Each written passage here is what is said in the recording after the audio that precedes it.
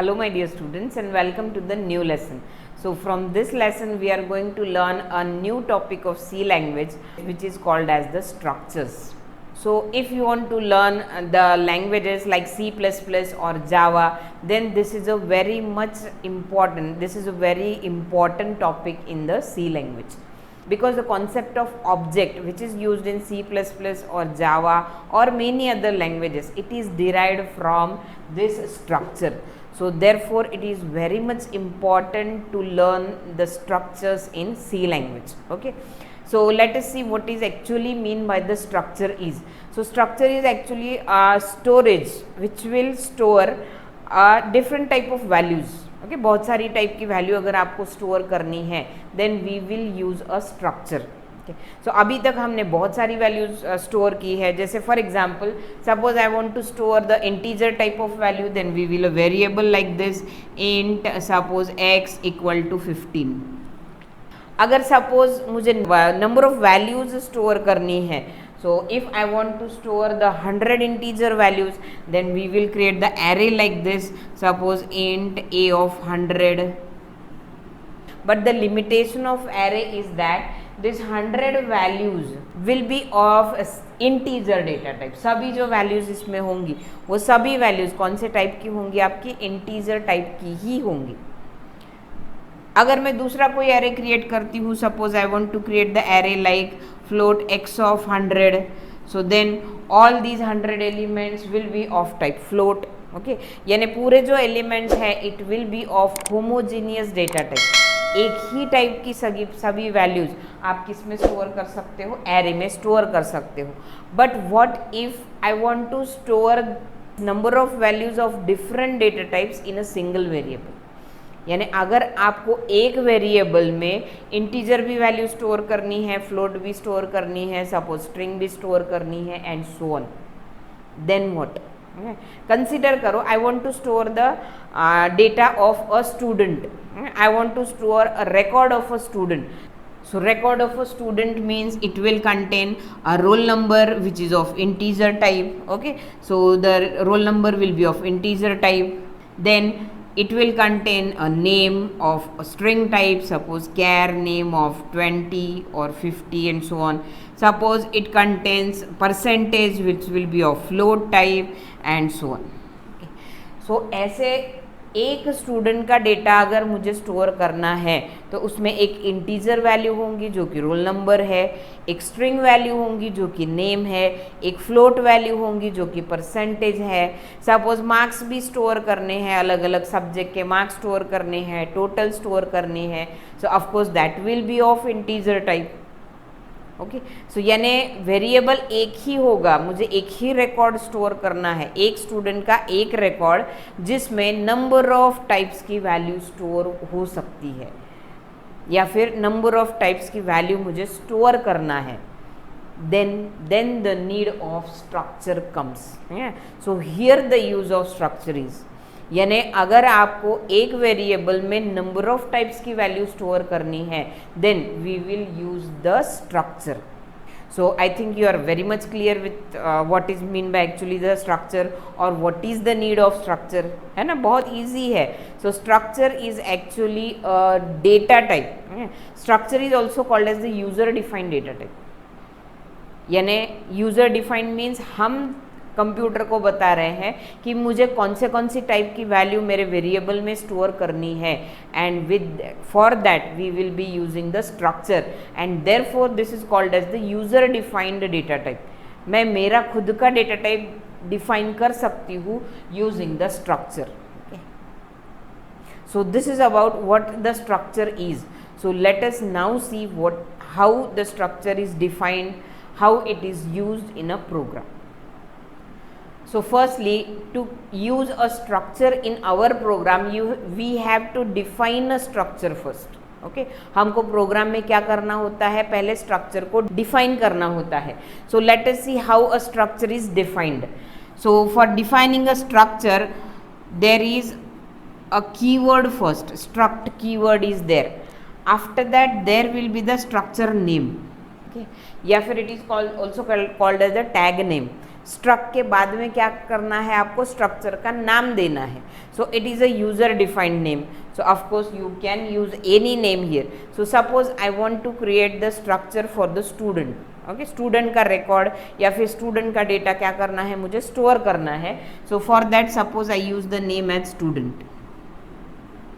Okay, struct, after that structure name, then there will be opening brace, and inside this opening brace all the members or all the variables whose value you want to store in the structure must be declared. यानी इसके अंदर opening brace के अंदर आपको student की जो जो information store करनी है that should be declared. Okay, so कौन से मेंबर है या फिर कौन से वेरिएबल लेने हैं, इट्स अप टू यू. आपको कौन से क्या क्या चाहिए, रोल नंबर चाहिए, नेम चाहिए, मार्क्स चाहिए, परसेंटेज चाहिए, इवन डेट ऑफ बर्थ चाहिए, एट्सेट्रा एट्सेट्रा. जो भी इंफॉर्मेशन आपको स्टोर करनी है it should be declared within opening and closing brace. So there will be closing brace here. So of course suppose I want to store the roll number of the student, which is suppose of integer type. So it should be declared. Okay, so first member of structure, this is called as the member of the structure. So this is first member of the structure student. So first there will be roll number. So after that I want to store suppose name. So name is string type, so that will be declared. So suppose char name of 20. Then I want to store the marks of subject. So of course marks of subject आपको float लेना है, integer लेना है, it's up to you. So int suppose physics के marks चाहिए, then chemistry के marks चाहिए, then math के चाहिए, and suppose I want to store the total also. Okay, so these are the integer type of values. After that suppose I want to store the percentage. So of course percentage will be of float type. So float and then variable. Okay. So again if you want another members then you can declare as many members as you want in the structure. जितने भी आपको members चाहिए वो सभी members आप इसके अंदर declare कर सकते हो. And lastly there will be closing brace, and after that there will be semicolon. So this is how a structure is defined. So let us create another structure. Suppose I want to store the information of employee. Okay, employee की information मुझे store करनी है. Then of course I have to create the another structure. Okay, so let us consider another structure EMP. So this is our first example. Second example suppose here. So keyword struct. After that there will be the structure name. So you can write EMP or employee completely. So then opening brace and then members of the employee structure. So of course employee में क्या क्या होता है, पहले employee number होता है. So it will be of suppose integer first. So first member is EMPNO, then employee name. So suppose employee name of course it will be of string type. So e name of 30. Then salary है. So salary of course कौन से type की होती है, आपकी float type की. और भी आप नंबर ऑफ मेंबर्स ले सकते हो, जैसे कि फॉर एग्जांपल डिपार्टमेंट है. So department of course it will be of character type. So char department of 20. Of course ये यहाँ पे भी आप कॉमा दे के डिक्लेयर कर सकते हो, char e name of 30 comma DPT of 20. So ऐसा कुछ नहीं है, सब कुछ अलग अलग ही चाहिए. आपके अगर एक टाइप के 2-3 मेंबर है तो आप एक साथ में भी डिक्लेयर कर सकते हो, जैसे मैंने यहाँ पे किया था. ठीक है. So integer there are 4 variables of type integer. So after this suppose so these are the members of the structure employee. So here will be closing brace and then there will be semicolon. So in this way you can define any type of structure. Okay. So यानी depend करता है कि आपको करना क्या है. Suppose I want to store the information of book, then book structure will contain book number, book name, then author, then publication, price, etc. etc. Okay. So कौन से members लेना है ये डिपेंड करता है कि आपको प्रोग्राम में करना क्या है. So जिस टाइप की इंफॉर्मेशन आपको चाहिए वो आप किस में डिक्लेयर कर सकते हो, स्ट्रक्चर में डिक्लेयर कर सकते हो. So this is how we have to define a structure before using it in our program. Okay.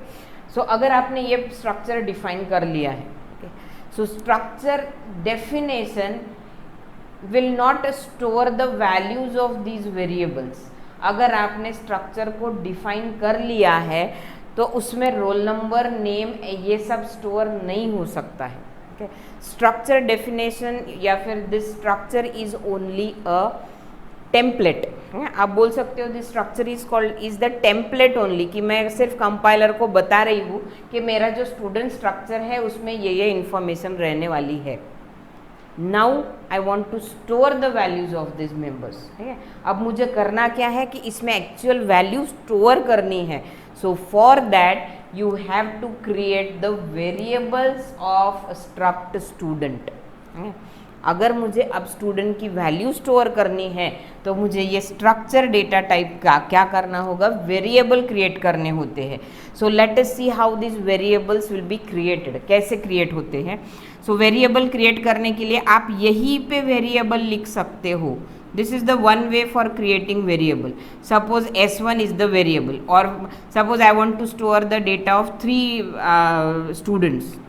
So I will create 3 variables, S1, S2, S3, and after that semicolon. So this is one way of creating the variable. And another way, so in other way, suppose I have defined this structure. So after this definition for creating variable, you should write the statement like this: struct student S1, S2, S3. So ये दूसरा वे भी है जब हम क्या करते हैं, struct student के 3 variable S1, S2, S3 will be created. So if you create the variables of this type, कि स्ट्रक्ट स्टूडेंट के वेरिएबल क्रिएट होंगे S1, S2, S3. जब तक आप वेरिएबल क्रिएट नहीं करते हो तब तक आप स्ट्रक्चर में वैल्यू स्टोर नहीं कर सकते हो. ठीक है, actually this structure is a data type. Okay, ये जो स्टूडेंट है, ये स्टूडेंट क्या बन गया है, आपका डेटा टाइप बन गया है. सो सिर्फ स्टूडेंट लिखने से, जैसे अगर मैंने बोल दिया इंट डेटा टाइप है, इंट बोलने से इंट की वेरिएबल वैल्यू स्टोर नहीं होती है. फ्लोट बोलने से फ्लोट वैल्यू स्टोर नहीं होती है. सो ऑफकोर्स अगर इंट वैल्यू मुझे स्टोर करनी है तो I have to create the variables of type int. So similarly if I want to create if I want to store the values of student, I have to create the variables of this data type, that is the student data type. Okay, so अगर मैंने ये ऐसे variable create कर लिए हैं, then S1, S2, S3, 3 separate variables will be created in the memory. So this is suppose S1, this is S2, and this is S3. Okay, so in each variable there will be firstly roll number. क्या होगा, S1, S2, S3 तीनों में पहले क्या store होगा, आपका RNO. So after that there will be name of 20. So then there will be name. After that there will be 4 integer values for physics, chemistry, math and total. And lastly there will be PER. So this will be PER, then it will be PHY, then CHEM, here math and this total. So यानी एक, अब आप देखो हर एक variable में अलग अलग type की वैल्यू है. S1 में इंटीजर भी है, स्ट्रिंग भी है, again there are integer and there is a float. Okay, बस यही मुझे अचीव करना था. अलग अलग वैल्यू, अलग अलग डेटा टाइप की वैल्यूज मुझे क्या करनी थी, स्टोर करनी थी. And now it is achieved using the structure. So after creating this variables, यानी स्ट्रक्चर स्टूडेंट के वेरिएबल क्रिएट करने के बाद आप उनको इनिशियलाइज भी कर सकते हो.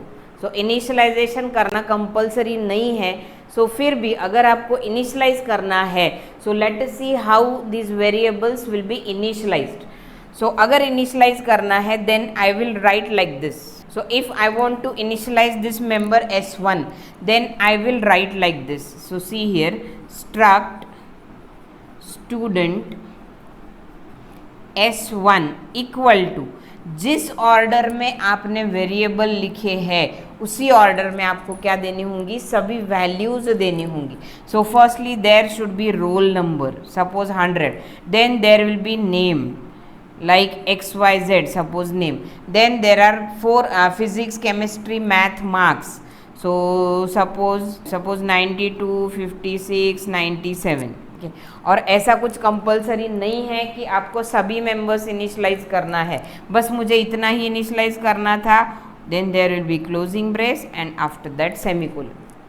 सो अगर मैंने ऐसे कर दिया struct student S1 equal to, so that means S1 में RNO में वैल्यू स्टोर हो जाएंगी 100, सो नेम में वैल्यू स्टोर होंगी XYZ, then there is PHY, so value that will be initialized is 92, then there will be value 56 and then there will be value 97, and automatically if you initialize some of the members then automatically these values will be initialized to 0. okay, अगर initialisation नहीं किया है तो garbage value रहेंगी, लेकिन अगर कुछ members initialised है तो बाकी ऑटोमेटिकली कितने बन जाएंगी, आपकी वैल्यूज 0 बन जाएंगी। okay, so this is how variables are initialized. so लेकिन इनिशियलाइजेशन करना ज़रूरी नहीं है, कंपलसरी नहीं है कि सभी वैल्यूज़ आपको इनिशियलाइज करनी ही है। Okay, so this is all about the structure definition, after that structure variable creation and the initialization. Okay, so now comes how these variables will be accessed। ठीक है, यानी अगर मुझे सपोज नेम की वैल्यू चाहिए, अभी तक हम वेरिएबल्स कैसे एक्सेस करते आए हैं, सपोज मुझे नेम की वैल्यू प्रिंट करनी है तो I will use printf percentage comma name. So लेकिन स्ट्रक्चर में नेम अगर लिखते हो then compiler will confuse.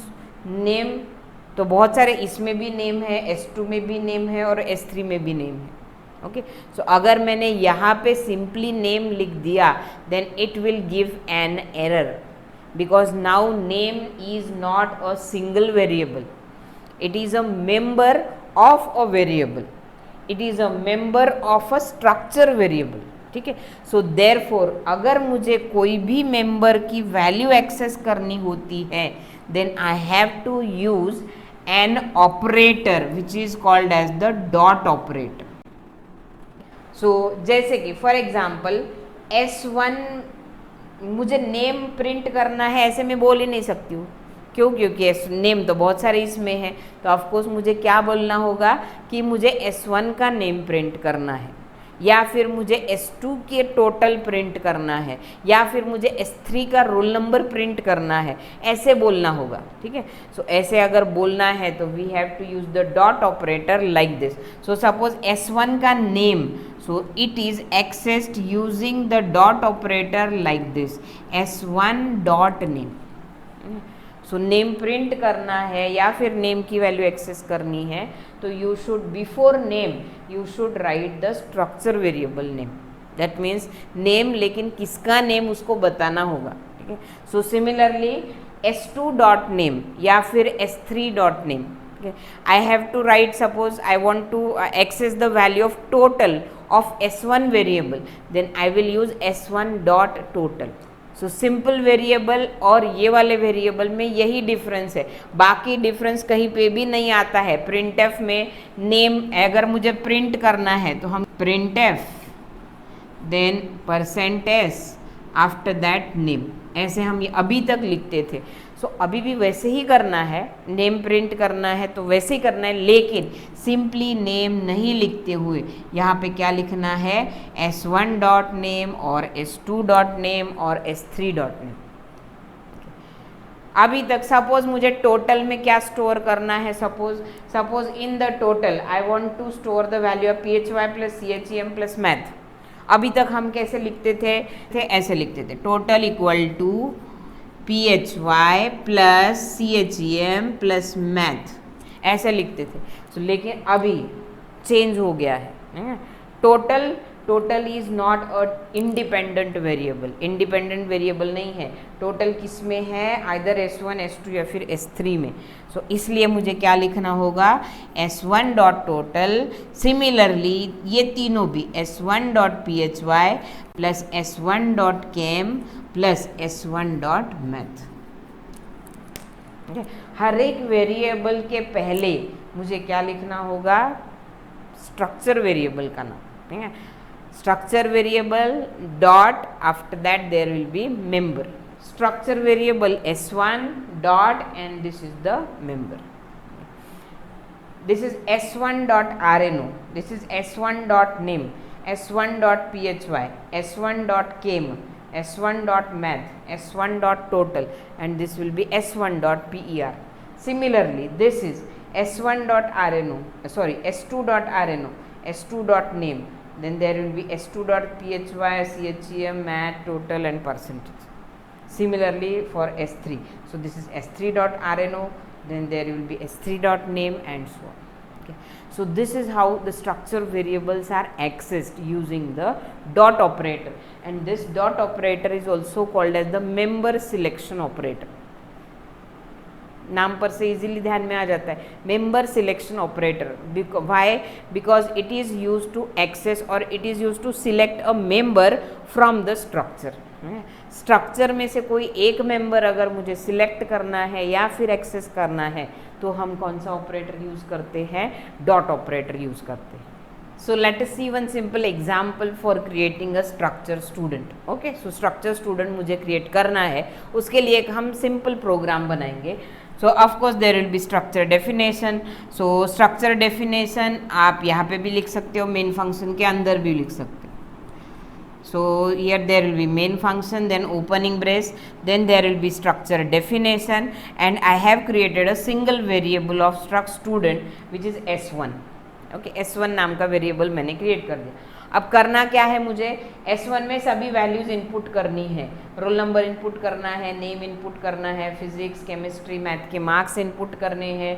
So of course total input नहीं करेंगे हम, है ना. अगर इनपुट करना पड़ा तो मुझे पहले एडिशन करना होगा, बाद में इनपुट करना होगा.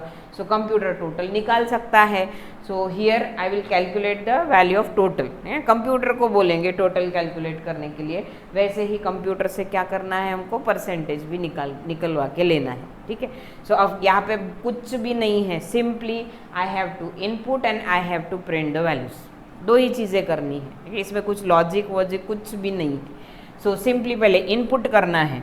So of course roll number input करना है. सो रोल नंबर इनपुट करने के लिए हम मैसेज दे देंगे अच्छा सा, एंटर रोल नंबर.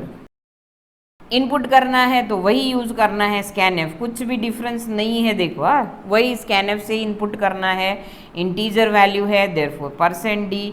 सिंपली यहाँ पे क्या लिखना है आपको, RNO नहीं लिखना है, s1 डॉट RNO.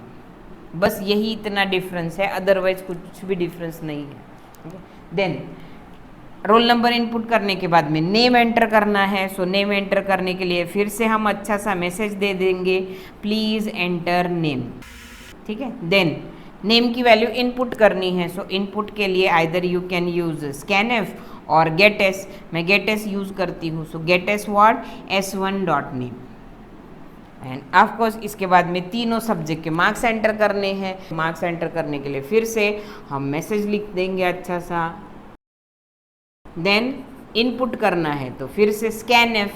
3 मार्क्स है, %d, कॉमा %. किसके marks, s1 dot phy, comma फिर से s1 डॉट केम, कॉमा %, s1 डॉट मैथ. सो हो गया इनपुट. अब टोटल कैलकुलेट करनी है. सो ऑफकोर्स टोटल के लिए s1 dot total equal to s1 के टोटल में क्या जाना चाहिए, s1 dot phy plus s1 dot chem plus s1 dot math. And similarly percentage भी कैलकुलेट करना है. सो परसेंटेज के लिए s1 dot pr equal to s1 का total, that means s1 dot total upon 300. Suppose 100 में से है सभी मार्क्स, मल्टीप्लाइड बाय 100. सो निकाल दिया, इनपुट भी कर दिया, टोटल भी निकाल दिया, परसेंटेज भी निकाल दिया. अब मुझे प्रिंट करना है. सो प्रिंट करना है तो वैसे ही प्रिंट करना है. किससे प्रिंट करते हैं हम, printf. सो printf पहले क्या प्रिंट करना है, सपोज रोल नंबर. कैसे प्रिंट करना है, s1 dot rn. And similarly you have to print name, then physics marks, chemistry marks, math marks, total, percentage, जो भी प्रिंट करना है वो number of print statement. So this is how a complete structure student is created and it is used. We'll complete this program on our C compiler. Okay, practical he next lecture में हमको practically ये पूरा program करके देखना है और उसको run भी करना है. So this is all for now. In the next lesson we will be coming up with new learnings. Thank you.